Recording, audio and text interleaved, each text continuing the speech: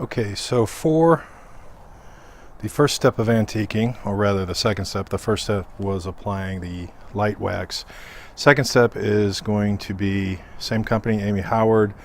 This is dark antique wax, looks kind of black, it's actually brown.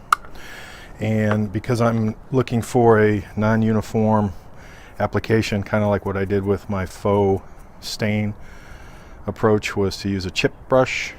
I did find out it's CHIP, and the idea behind this is to tap into this and just kind of do some layering. So I'm not going to do that live because I'm trying to focus, so I'll see you in a few minutes. Essentially experimenting with how light or how dark. This is not yet touched, nor is this, and this side was just given a light coating, so you can see the difference now that we've got some of the light brown mixed in. There's a little chunk there, and the beauty of this is you can just rub it in to get the look or texture or feel that you're after. So I'll highlight the corners with glaze later, but what I'm going after now is the how light or dark, and again untouched versus the antique brown, so you can see the difference, and it just becomes a question of how light or dark the finish I want to go after. And again, here's the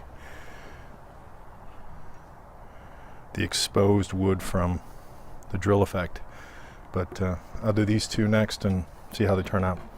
This is what I would call three finishes. I would say the original finish, which I previously showed you, this went maybe a little darker, and this is maybe something in between both of these. So I don't know if the light is catching it, but you can clearly see that it's very similar. I think maybe just a tad darker here.